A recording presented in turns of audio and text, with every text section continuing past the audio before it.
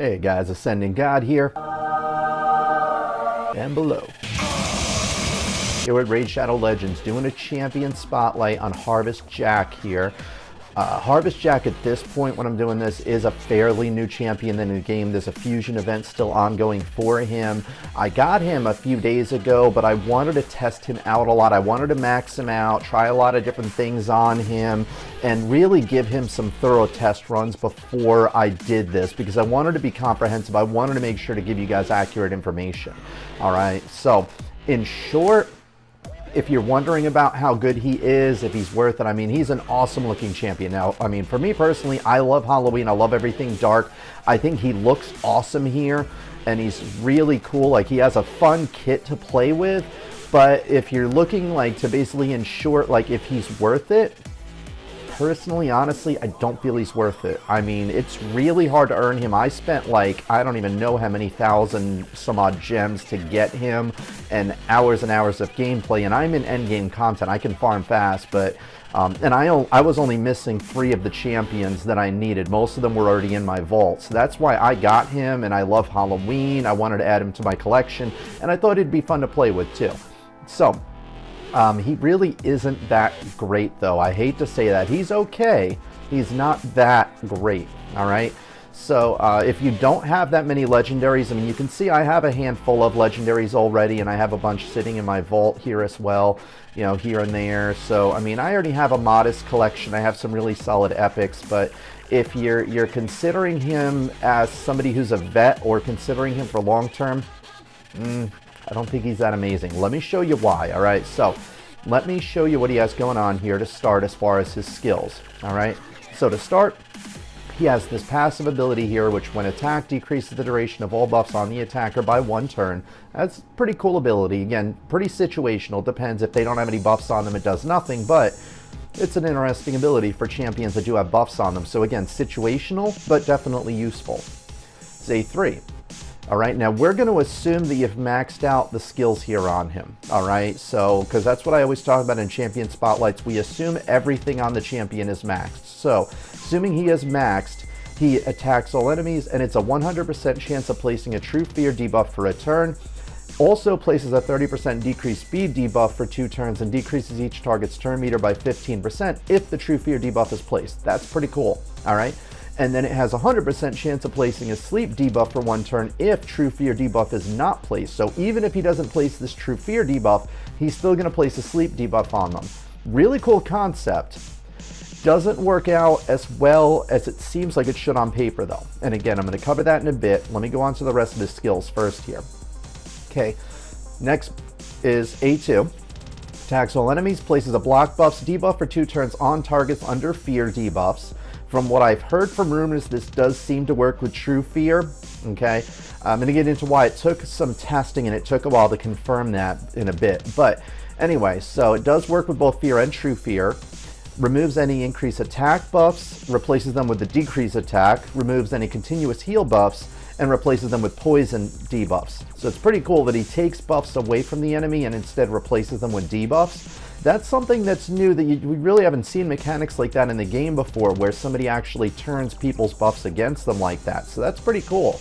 All right, and then lastly is A1. Attacks an enemy 3 times. Each hit has a 35% chance at max of stealing 1 random buff from the target. So you have pretty good chance to steal buffs from enemies, which is really cool. And then each hit also has a 35% chance of placing a fear debuff for 1 turn if the target has no active buffs on them. And then this chance increases to 100% if all buffs were stolen from the target. So that's pretty cool too, that you're guaranteed to do fear if you've stolen buffs from them and there is no buffs left to steal. Okay. Now note too that all of his damage is based on hit points. All of these are based on hit points. So he's a hit point champion that you can load him up with a bunch of hit points and then let him hit harder because of it. Now, as far as that, since we covered all the skills here, I'm going to start talking about some of the issues here with him and get more in depth in these skills. All right. Now, note, since all of his abilities here are hit point based, that his damage scales off of hit points. Problem is that defense is far better than hit points in the game. And even with a ton of hit points on him and crit damage, he just doesn't hit hard. I had heard about this before I even got him myself. People were telling me, just to forewarn you, he doesn't hit very hard. Even with, I knew somebody that had over 74,000 hit points on him and 230% crit damage with 100% crit rate. And he said even then, he was only getting crits of about 30,000 damage. Now, for those of you who aren't familiar with endgame and with skills that high and that powerful, that is horrible. That is absolutely horrible to only get 30,000 crit damage from somebody with those kind of stats on him. All right. I don't have quite as high a stats. Like, I didn't have really good gear to put on him because I didn't see him as a huge priority to put some of my best of the best gear on him. But I have modest. I mean, I have him over 100% crit rate. I have his accuracy high enough to where he can apply all of his debuffs on the end game content, and he's rarely ever going to get resisted. And I still do have a modest amount of crit damage on him, quite a bit of hit points. But even then, like I said, he still doesn't hit that hard. I'm going to show you a sample run with him in a bit too, so you can see I'm not just like being harsh against him. I'm being realistic here. I'm trying to look out for you guys by saying, like, I don't feel he's worth maxing out, because in the end, once you do build a collection of legendaries and you're doing the end game content, you're going to be disappointed with his performance. I promise you that. All right. And now, the other problem with him is that his skills are very unreliable and very situational, all right? So I'm going to get into those. Now, keep in mind that even though I did make the assumption that all of his skills are going to be maxed, keep in mind that he is a legendary. There are some epics that they just put out recently that have abilities that I feel are far better than his, like the new Witch, the new Frankenstein that came out recently. Meanwhile, epic tombs are much cheaper to get than the legendaries. I mean, you got to consider each legendary tomb costs about $10 a piece on average, and you're looking at 14 tombs to max them out, so that's $140. But realistically, in order to get 7 legendary tombs, you need to normally buy a package that's $100. So you're looking at about $200 of in-game purchases just to be able to max him out. I mean, that's expensive. That's why I'm trying to look out for you guys by saying I don't feel it's worth maxing him out here. And let me show you why. All right. So to start with his A3 here, all right, the 100% chance to place True Fear. That's cool that you have a 100% chance to place it at max skills, but True Fear is very unreliable. All right. Now let me show you here a sample with Nethril, because I'm going to compare him to Nethril because I was actually looking at replacing Nethril in Fire Knight's Castle with Harvest Jack. I've tried it, and I'm going to show you a sample run. Harvest Jack just isn't as good in Fire Knight's Castle as Nethril is. Reason being, all right, now with A3, Nethril, he decreases turn meters by 75%. Has 75% chance to place stuns, and if he doesn't place a stun, he's going to place a decreased speed. All right, so you look at it, it's like, oh, well, Harvest Jack does a lot more than that. True, Harvest Jack does have some more debuffs, but the debuffs that Harvest Jack does are not as powerful, and they're not as reliable. With Nethril here, I'm guaranteed to decrease the turn meters. There isn't any 75% chance. I need to max out these to have 100% chance. All right, he decreases target's turn meters. It's going to happen unless he gets resisted. And again here, 75% chance of placing a stun. So 3 in 4 times I'm going to place a stun. And even if I don't, he's going to get a decreased speed. Those things, again, unless they are resisted, are guaranteed to happen. It's reliable. Okay. With that said, True Fear, yes, there's a 100% chance of placing it at max skills. So you would say, oh, well, it's reliable too, because I have a 100% chance of placing True Fear with max skills. Here's why it's not reliable.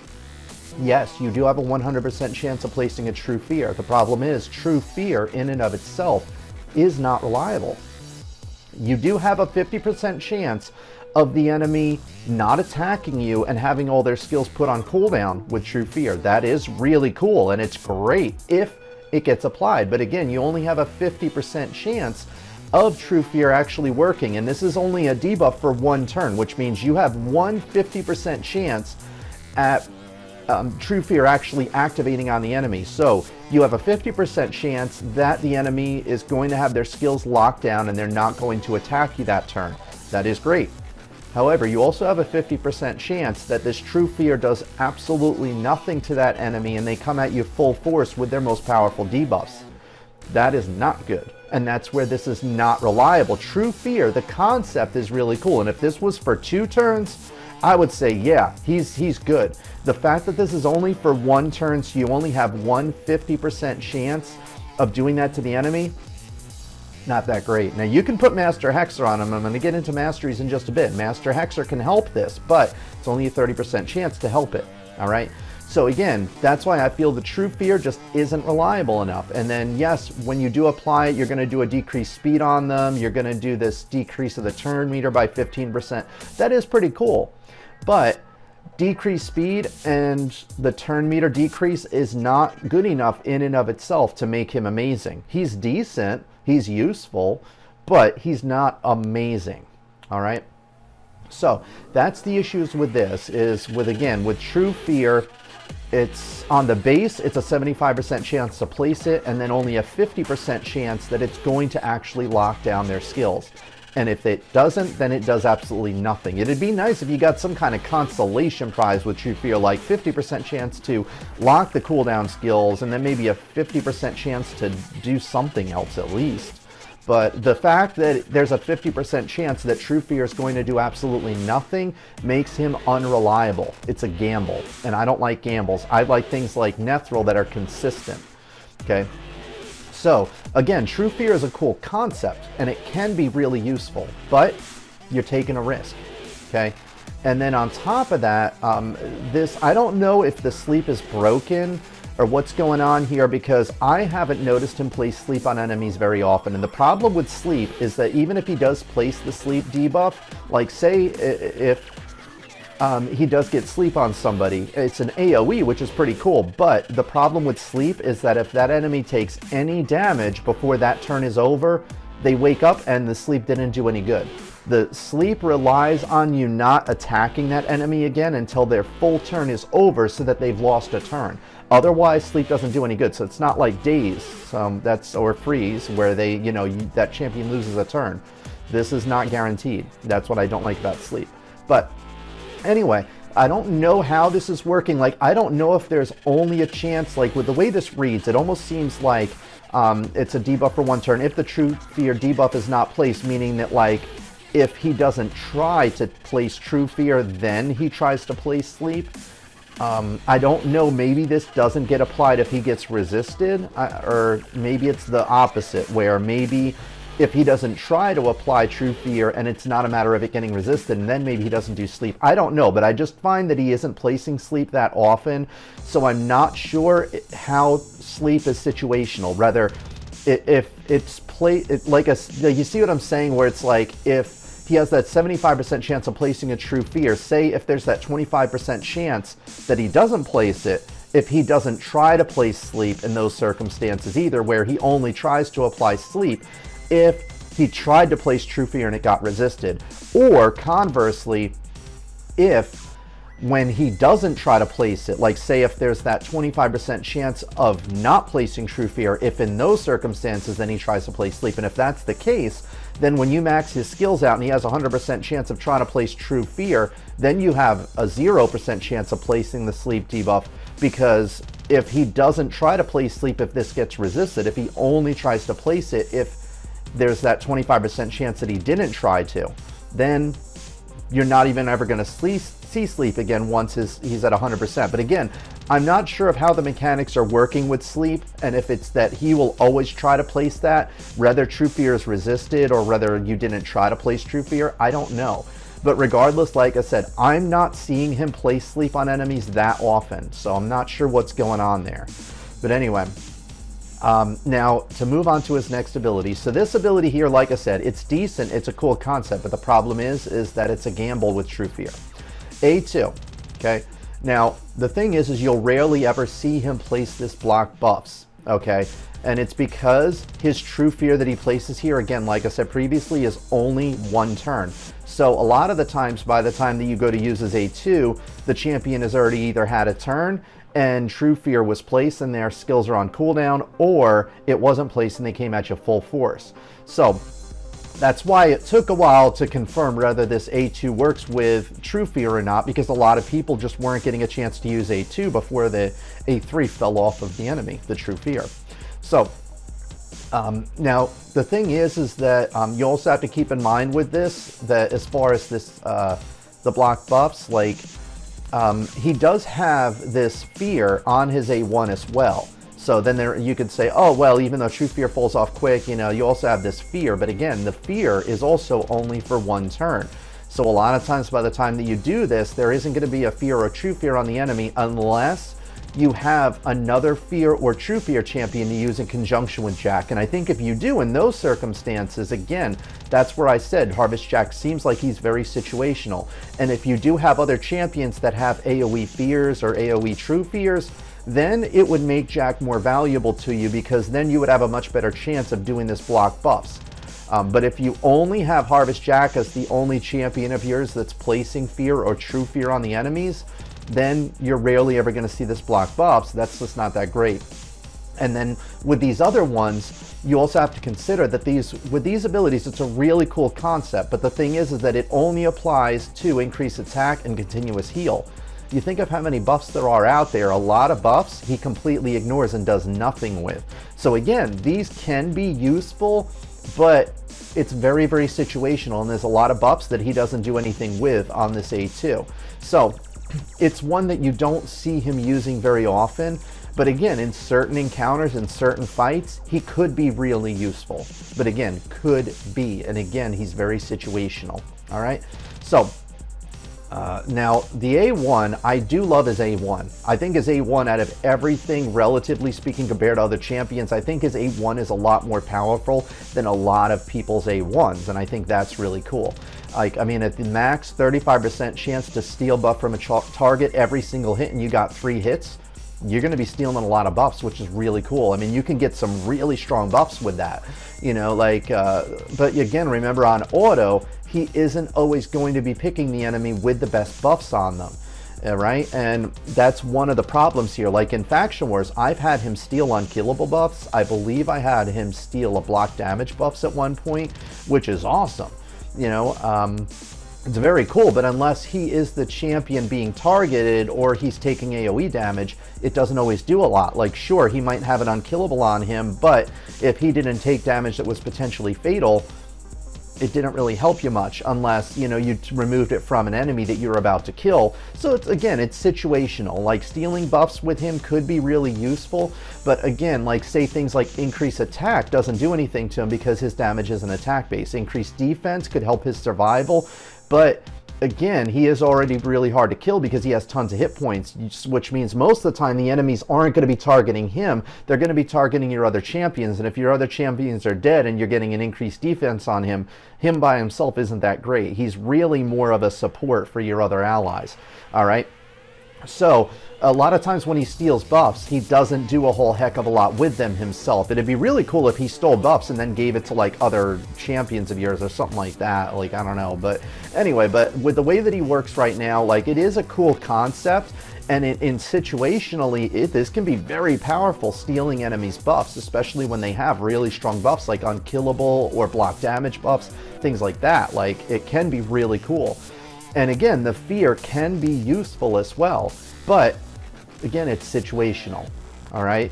Now, as far as the fear, like I said, you know, it is only one turn, so that's where it doesn't work that great with the A2 here. You're not going to see it, you know, doing the block buffs in conjunction with the A2 very often.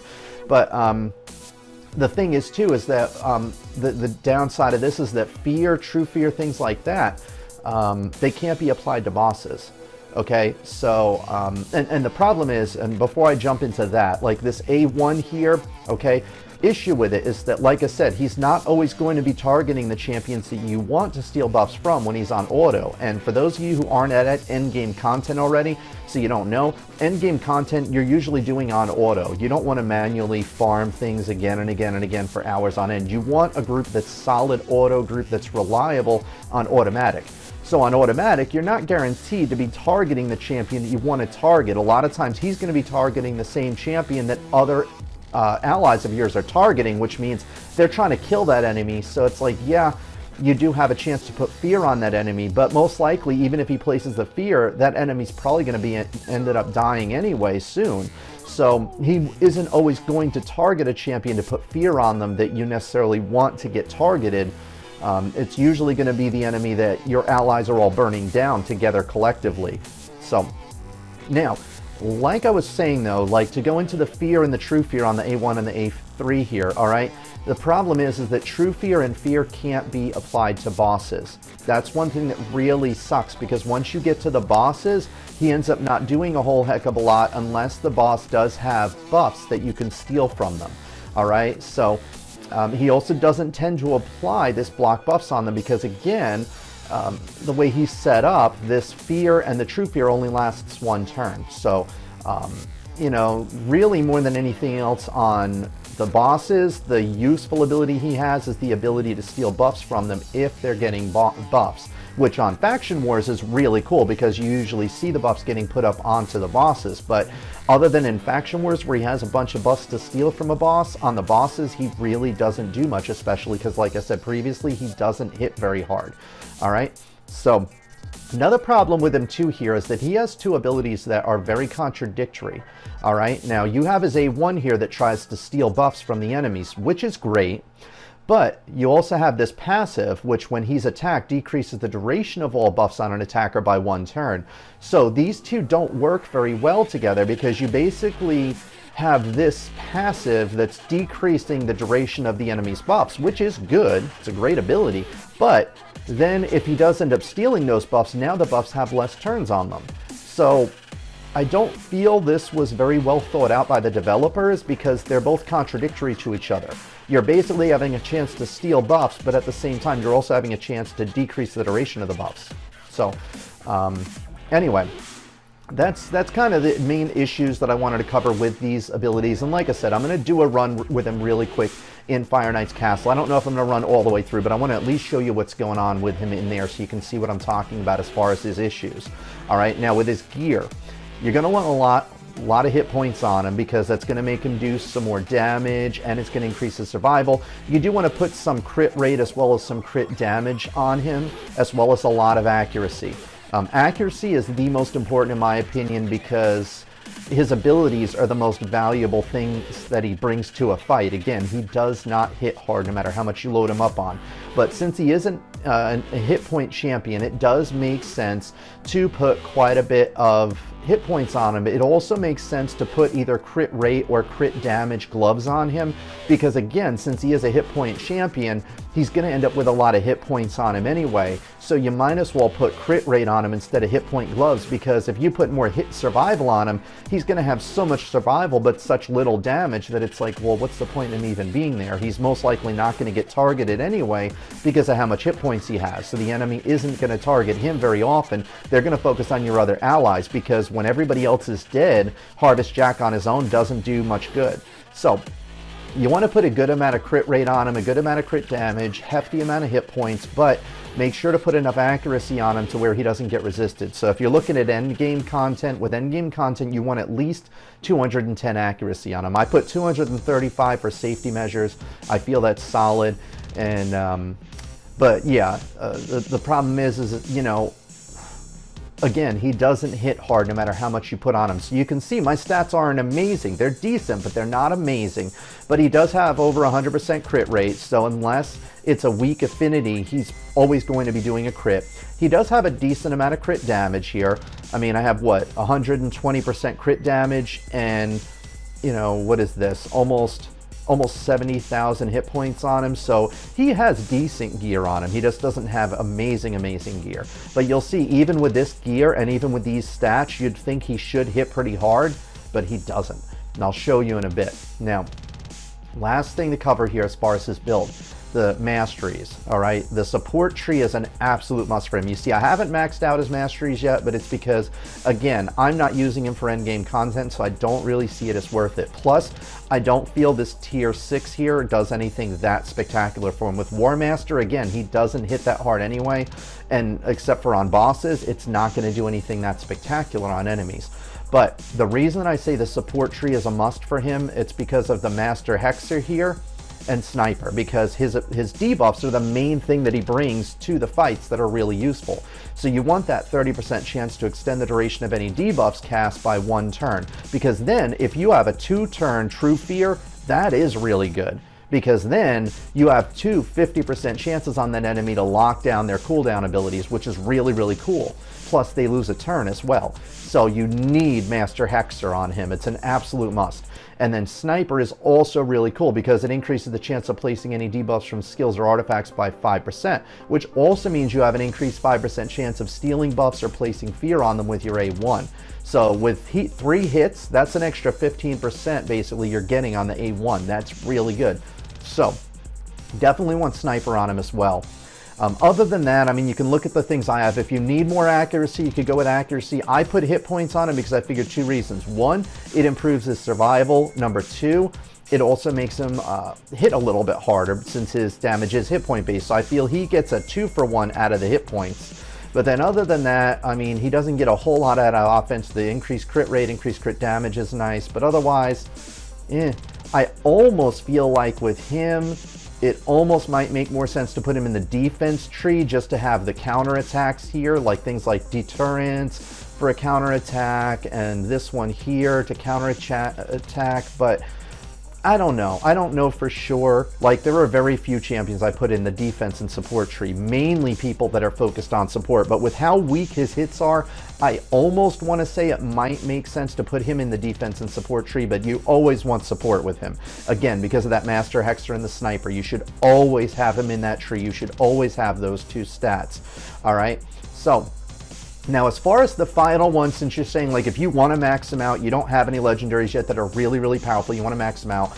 I've seen some people suggesting Oppressor, just because he does put a lot of debuffs out there. I don't know.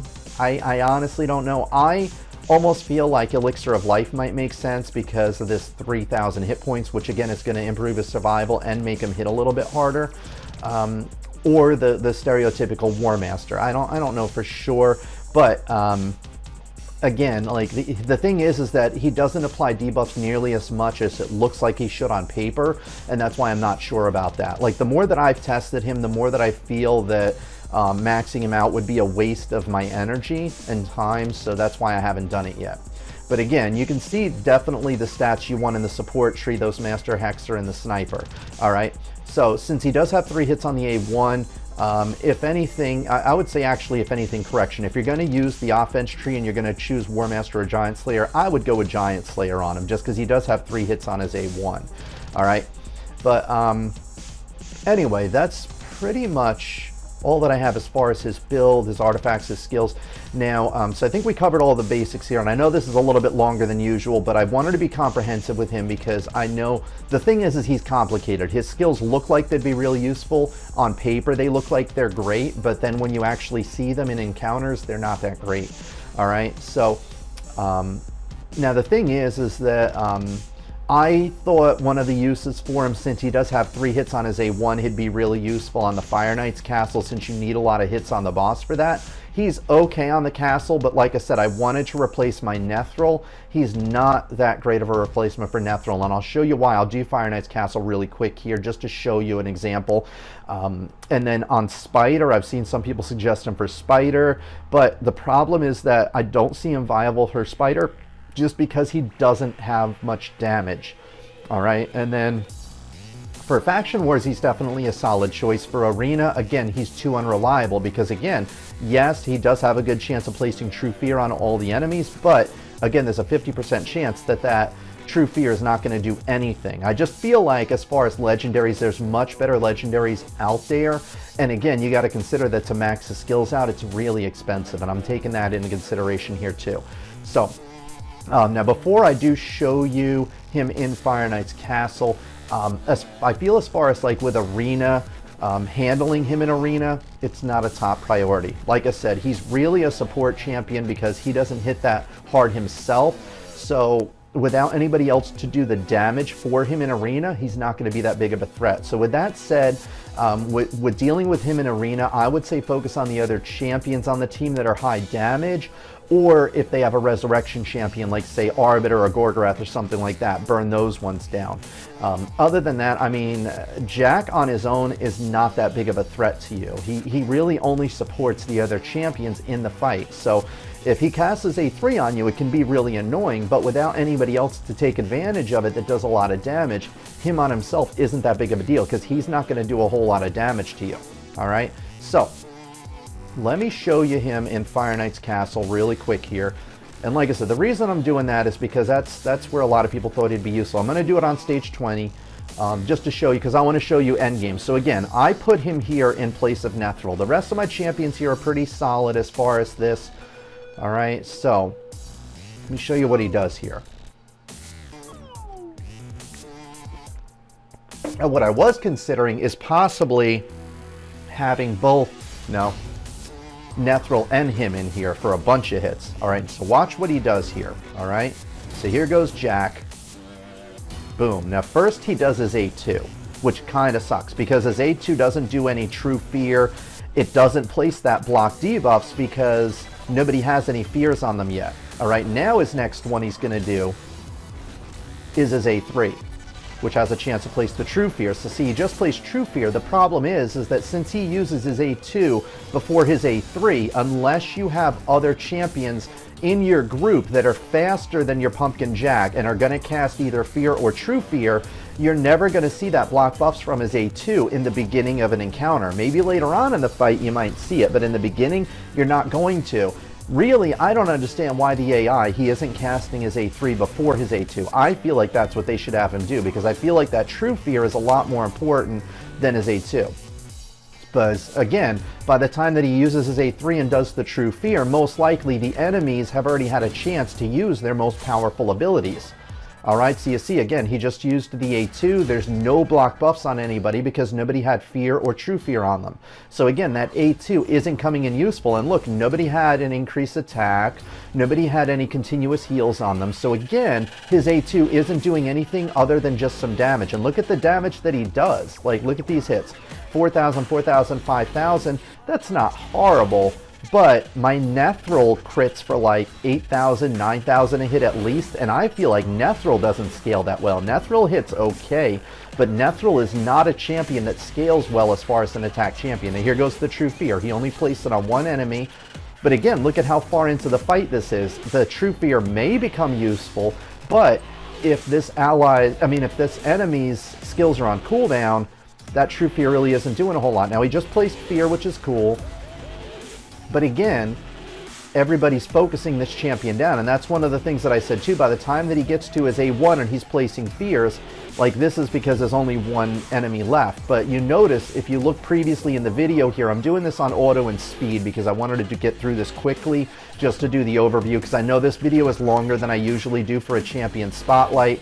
But again, it's because Champion Jack's abilities are very complicated. There's a lot of things that he can potentially do, but most of the time he doesn't end up doing them, and now you can see in this video. But you look back on the video, he didn't do any block buffs because nobody had Fear or True Fear on them. Now again, if you have Harvest Jack used in conjunction with somebody with a Fear or True Fear, then it's going to increase the value of his A2.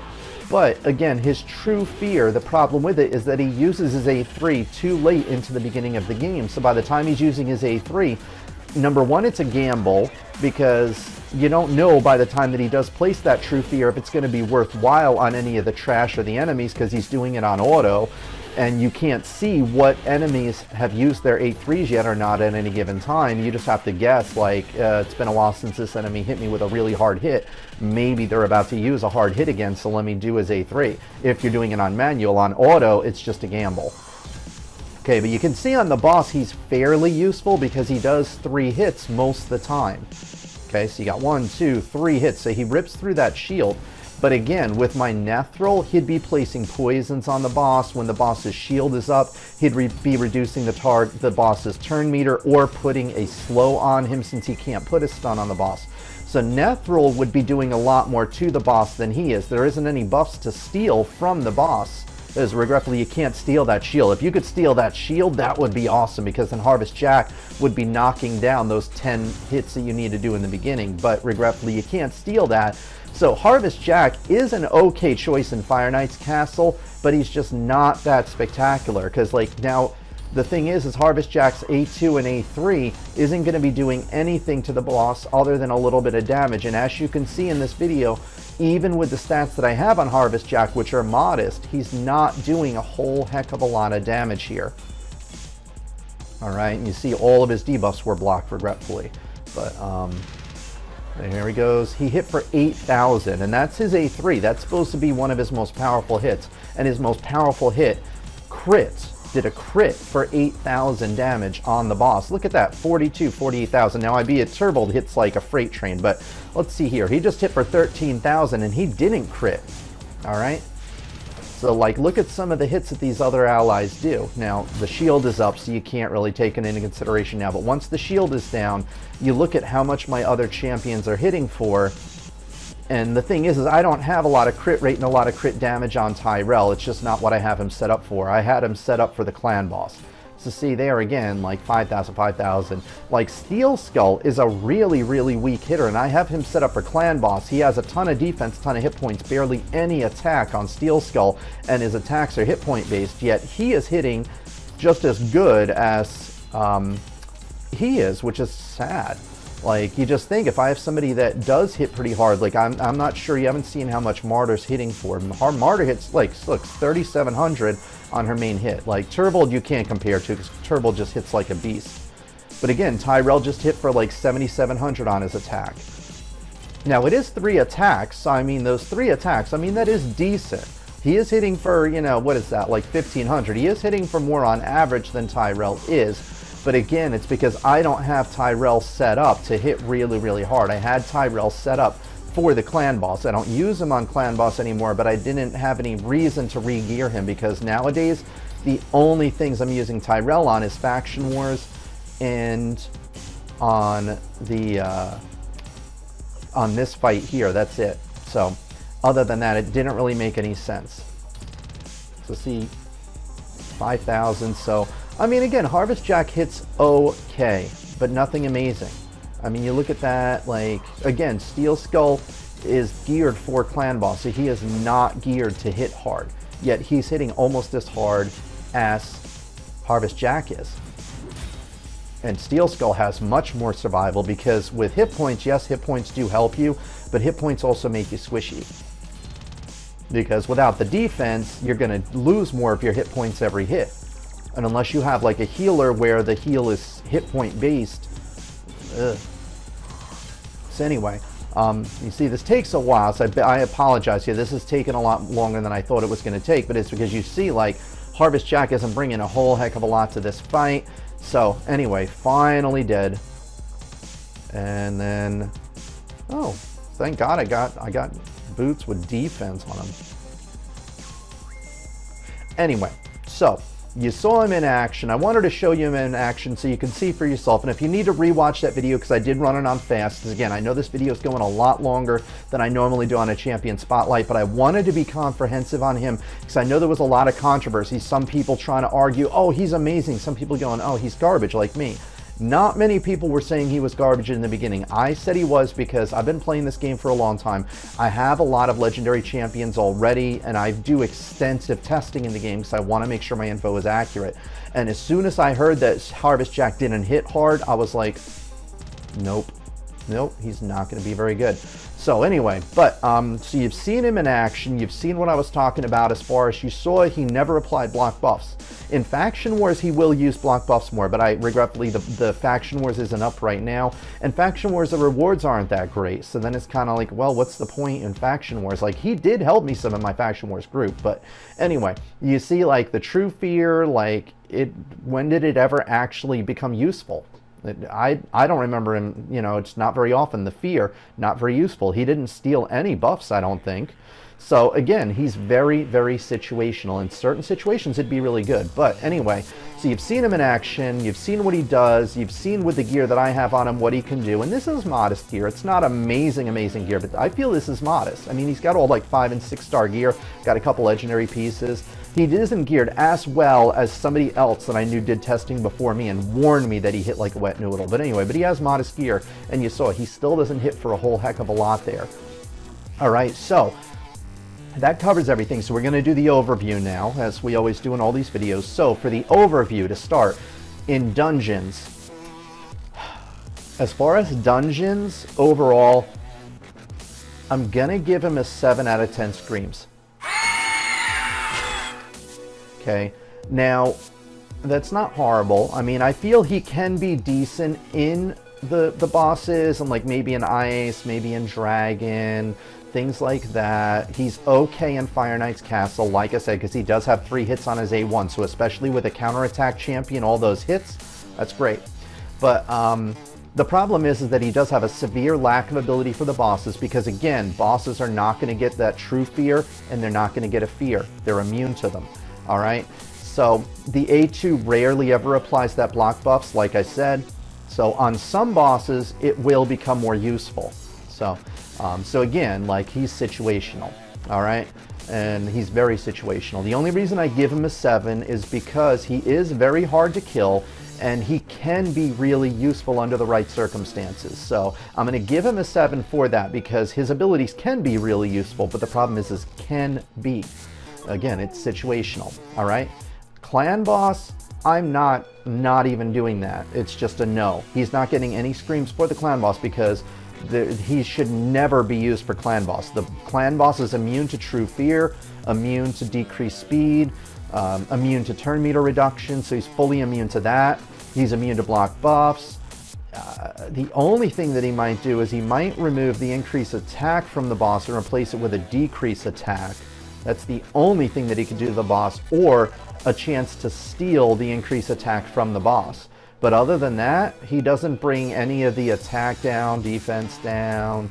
Well, he would bring the attack down, I guess, if the boss is below 50% hit points and they're giving themselves that increased attack buff. But it wouldn't be consistent. That's the thing. So I don't feel he brings enough to the clan boss for you to even think about using him on it unless you're really, really desperate. So I'm not even giving him any screams in it because you shouldn't be using him on clan boss unless you're really, really hard up at this point. But as far as like end game, if you ever see him in Ultra Nightmare, anybody's telling you to do that, run the other way because they don't know what the heck they're doing.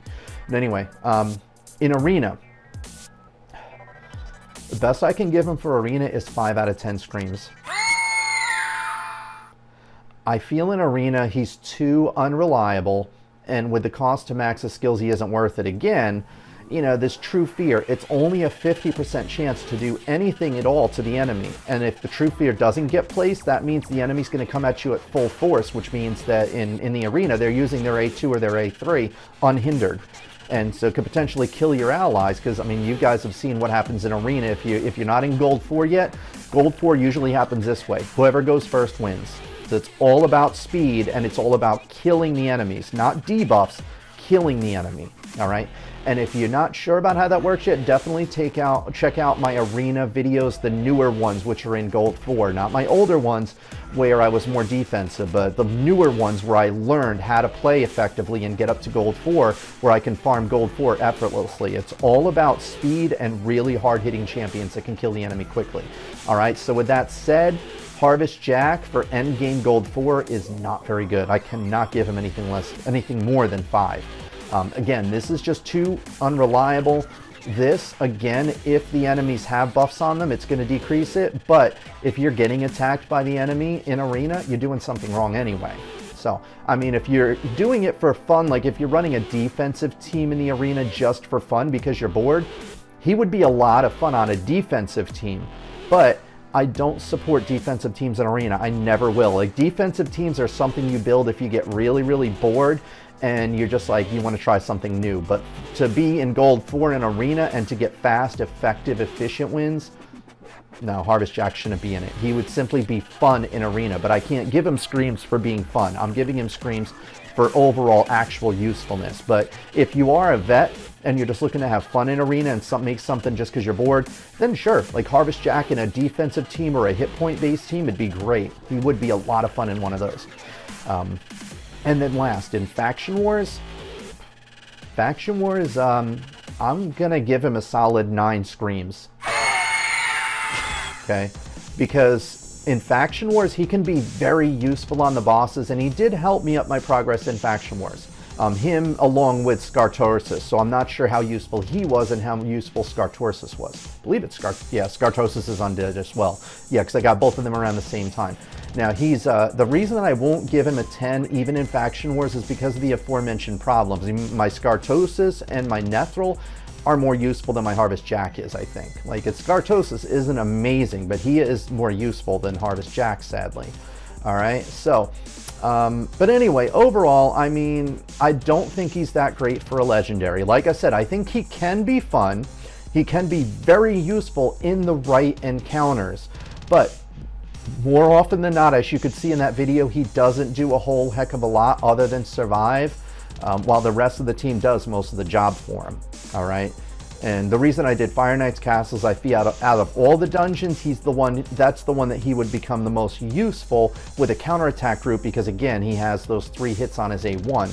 So for Fire Knight's Castle, I feel that's the most useful one he would have out of the 3.